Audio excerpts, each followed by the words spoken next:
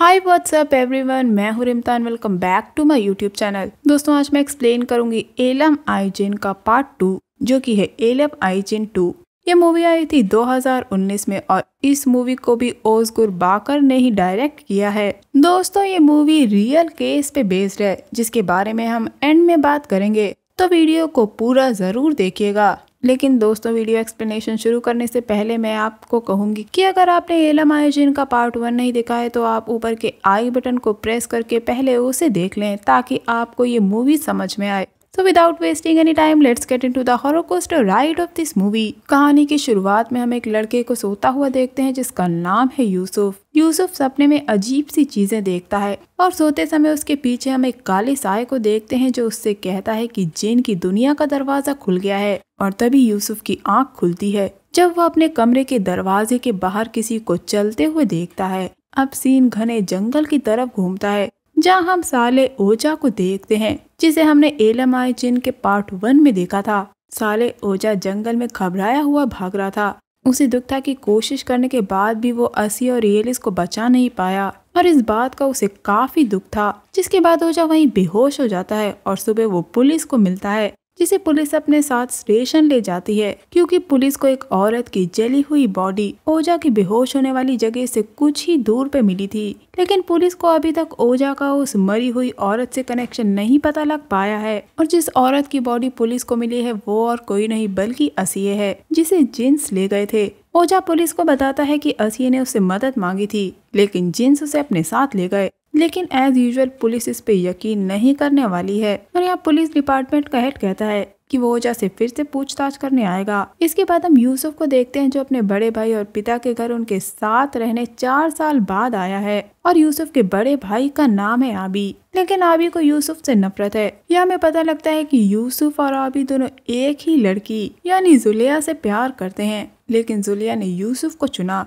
और इस बात से आबी काफी गुस्सा था। हालांकि यूसुफ अपने बड़े भाई को प्यार करता है, लेकिन आबी वहाँ से गुस्सा होकर चला जाता है। यूसुफ अंदर अपने कमरे में जाता है, तभी यूसुफ को एक आवाज सुनाई देती है। लेकिन तभी उसके पिता का कॉल उसे आता है, ये पूछने के लिए कि यूसुफ सही सलामत घर पहुँच गया है। दोस्तों, यूसुफ के पिता याकूब उसी पुलिस स्टेशन में काम करते हैं जहाँ ओझा को रखा गया है। इसके बाद याकूब ओझा को असिये की बॉडी दिखाने के लिए ले जाते हैं, लेकिन उन्हें एक ऑफिसर का फोन आता है और वो बाहर चले जाते हैं। अब ओझा उस बॉडी के ऊपर से कपड़ा हटा के देखता है, और वो बॉडी पूरी तरह जली हुई थी, जिसे देखकर ओझा बिल्कुल टूट जाता है। और तभी उस बॉडी से खून निकल के नीचे टपकने लगता है, और सामने रखी डेड बॉडी बाहर आने की कोशिश करती है, और हम देखते हैं कि वो जली हुई बॉडी जिंदा हो जाती है, जो ओझा को डराती है। तभी वहाँ याकूब आता है और ओझा को संभालता है, और हम देखते हैं कि वहाँ सब कुछ नॉर्मल था। इधर रात में यूसुफ की गर्लफ्रेंड जुलिया उससे मिलने आती है और कहती है कि उसने यूसुफ को काफी मिस किया। यूसुफ कुछ देर के लिए अंदर किचन में जाता है, और जब वो बाहर आता है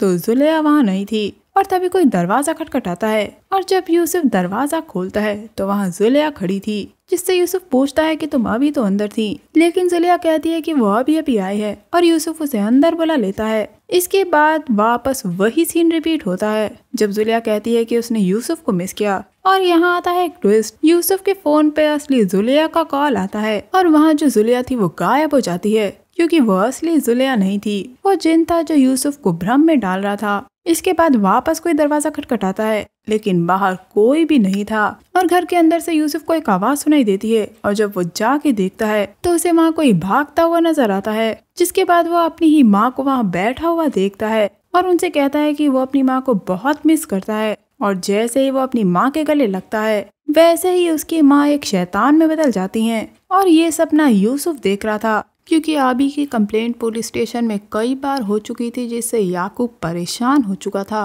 और वो अपनी जिंदगी में आबी जैसा बेटा नहीं चाहता है। ये सुन के आबी गुस्सा होके वहाँ से चला जाता है, और उसे अपने पिता पे काफी गुस्सा था। ये हमें पता लगता है कि आबी बचपन में एक मैकेनिक शॉप में काम मांगने गया था, और तब से वो वही काम कर रहा है। लेकिन उसके भाई यूसुफ के पास काफी अच्छी जॉब थी, और इसी बात को लेके याकूब आबी को डांटा करते थे, और उसे हमेशा यूसुफ से कंपेयर करते थे, जिससे आबी के अंदर का गुस्सा अपने पिता के लिए इतने सालों में बढ़ता चला गया। इसके बाद हम याकूब को अपने घर पे देखते हैं, जब यूसुफ वहाँ आता है, और यूसुफ का चेहरा देख के उसका पिता उससे पूछता है कि क्या कुछ हुआ है। और यहाँ यूसुफ अपने पिता को बताता है कि उसे बुरा सपना आया था और उस रात भी यूसुफ को बुरा सपना आता है। और जब उसकी आंख खुलती है तो उसे एक हंसी की आवाज सुनाई देती है और जब वो बाहर जाके देखता है तो उसका सारा परिवार एक साथ था, एकदम खुश, जिसे देख के यूसुफ खुश हो जाता है। और तभी उसका सारा परिवार शैतान में बदल जाता है और उसका पिता उसे हॉन्ट करता है।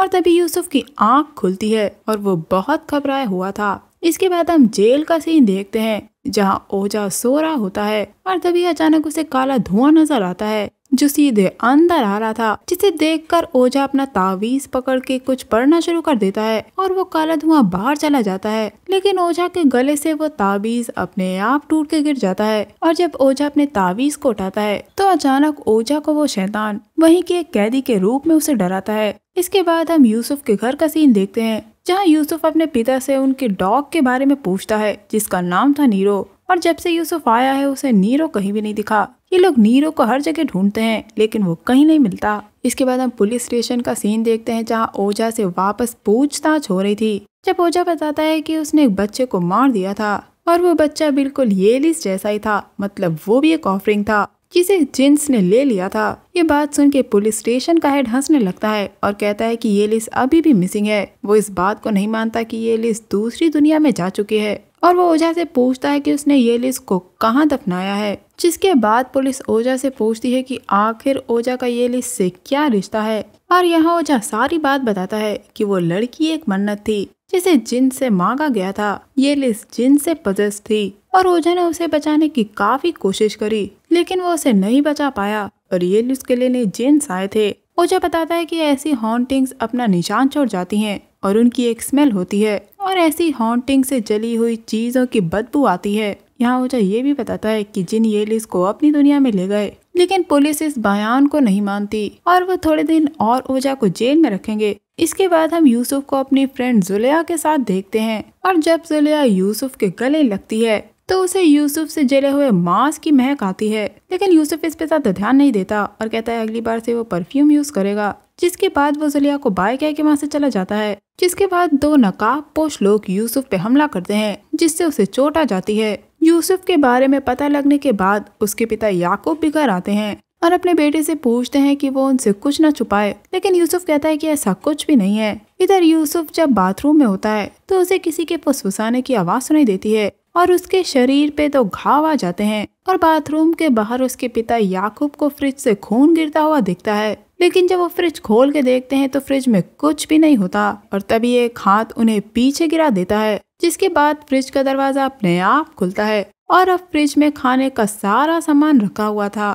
ये देख के याकूब एकदम शॉक रह जाते हैं। जिसके बाद वो घबराए हुए अपने रूम में जाते हैं और तभी लाइट चली जाती है और उनके पीछे से कोई भागता हुआ नजर आता है और अब याकूब कुरान निकाल के पढ़ने लगते हैं। जिसके बाद सब कुछ नॉर्मल हो जाता है। इसके बाद हम आबी को देखते हैं जो गैराज जाता है जहाँ आबी को अपना बॉस मिलता है और उसके बॉस को देख के लग रहा था कि वो आबी से ठीक से बर्ताव नहीं करता। इसके बाद हम वापस यूसुफ के घर का सीन देखते हैं जब याकूब यूसुफ से कहते हैं कि उन्हें अजीब सी चीजें दिख रही हैं, लेकिन उन्होंने दुआ की जिसके बाद सब कुछ ठीक हो गया और अभी तक आबी घर नहीं आया था और इसीलिए याकूब उसे देखने के लिए निकल जाते हैं। और याकूब आबी के साथ काम करने वाले उसके दोस्त से पूछते हैं जिसपे उसका दोस्त बताता है कि वो 1 घंटे पहले ही निकल गया। इधर यूसुफ के साथ घर पे वापस डरावनी चीजें होना शुरू हो जाती हैं जहाँ वो एक काले साए को भागता हुआ देखता है और जब वो अपने रूम में आता है तो वहाँ उसकी माँ बैठी होती हैं जो उससे कहती हैं कि वो भाग नहीं सकता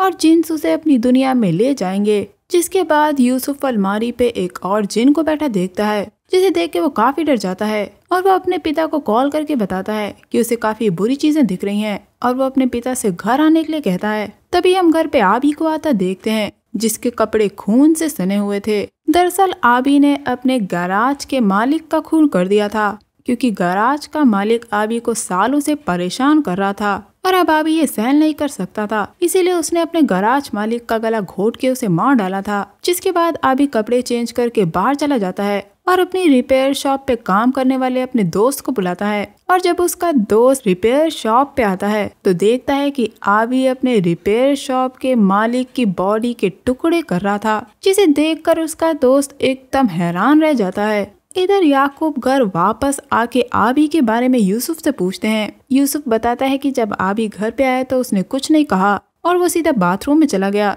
जिसके बाद उसने कपड़े चेंज किए और वो बाहर चला गया। और यहाँ यूसुफ अपने पिता से कहता है कि वो अब उस घर में नहीं रह सकता क्योंकि उसे अजीब चीजें दिख रही हैं। लेकिन उसके पिता कहते हैं कि सब कुछ ठीक हो जाएगा और उसे वापस घर में ले जाते हैं। इधर जंगल में आबी और उसका दोस्त रिपेयर शॉप के मालिक की बॉडी को ठिकाने लगाते हैं, लेकिन उसका दोस्त आबी को समझाता है कि जो उसने किया वो ठीक नहीं है और आज नहीं तो कल पुलिस को ये पता ही लग जाएगा क्योंकि वहाँ कैमरास लगे हुए हैं। और वो कहता है कि हमें पुलिस को बता देना चाहिए। वो पुलिस को कॉल कर रहा होता है कि तभी आबी उसे भी मार डालता है। लेकिन आबी जब अपने सेंस में आता है तो उसे एहसास होता है कि उसने क्या कर दिया, लेकिन अब उसका दोस्त मर चुका था। उसी जंगल में आबी अपने डॉग नीरो को देखता है और उसका पीछा करता है और नीरो एक जगह जाके रुक जाता है। आबी उसे बुलाने के लिए उसकी तरफ बढ़ता है और तभी एक ट्रक आके आबी को कुचल के मार देता है और आबी की वहीं डेथ हो जाती है। और मरा हुआ आबी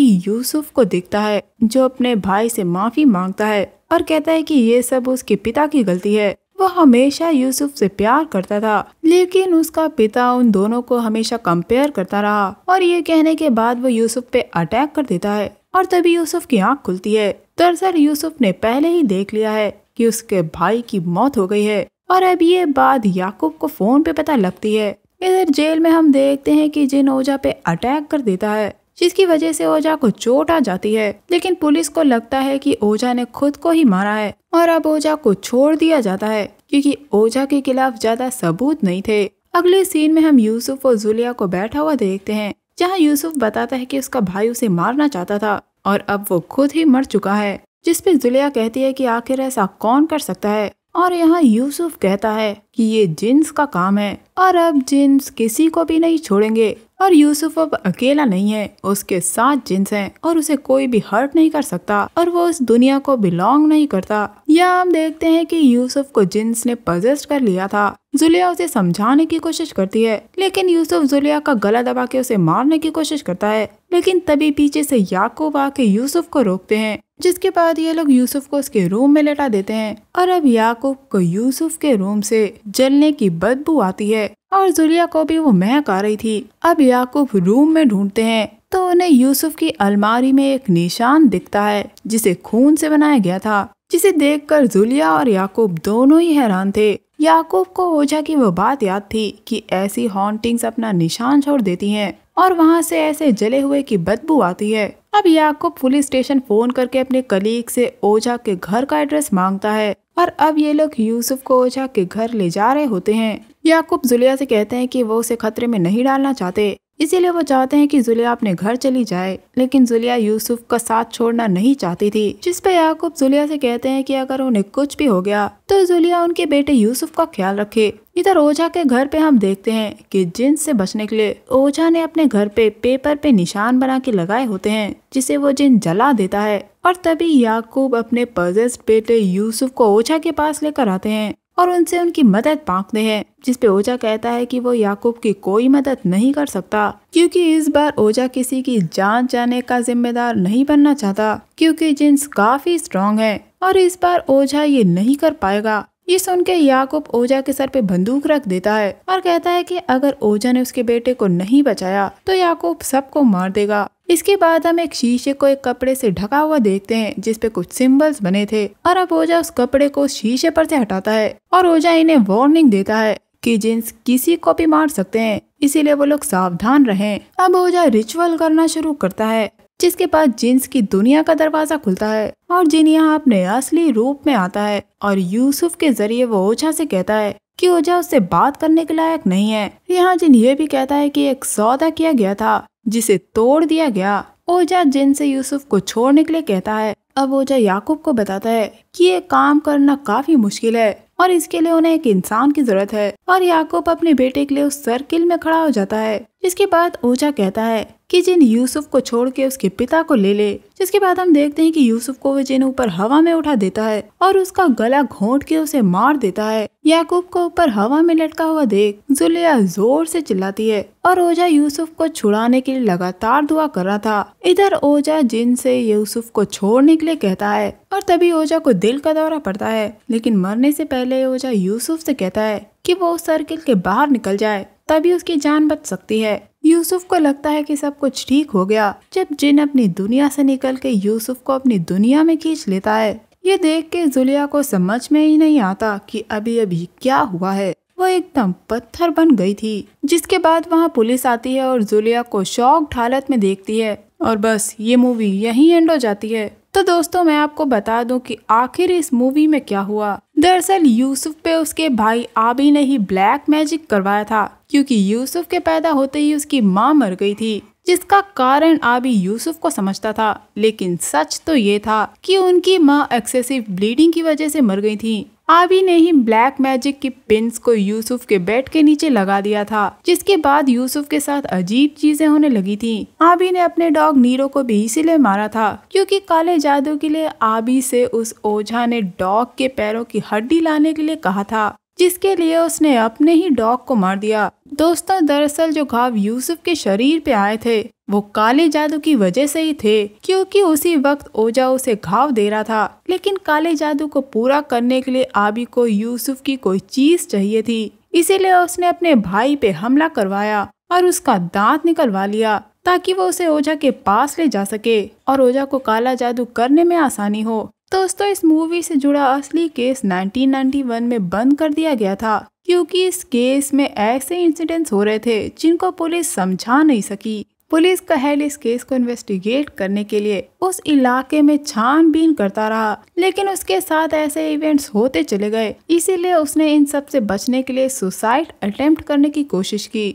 दोस्तों इस रियल केस के ओझा यानी कि जब साली को पुलिस ने पाया तो ओझा को वापस जिंदा करने की कोशिश की गई और प्रेजेंट में ओझा का 80% शरीर पैरालाइज हो गया है और वो बोल नहीं सकता। दोस्तों जुलिया को 2 महीने तक साइकेट्रिक ट्रीटमेंट दिया गया और उसकी फैमिली उसे जर्मनी ले गई, जिसके बाद उसकी हालत का कुछ पता नहीं है। तो दोस्तों ये था मेरा वीडियो एक्सप्लेनेशन एलम आइजिन के पार्ट 2 को लेकर। उम्मीद करती हूँ आपको ये एक्सप्लेनेशन पसंद आया होगा। अगर आपके अभी भी कुछ सवाल हैं तो आप मुझसे कमेंट सेक्शन में पूछ सकते हैं। मैं मिलूंगी आपसे अगले वीडियो में, तब तक के लिए अपना बहुत ख्याल रखिए। Stay safe, keep hunting, lots of love.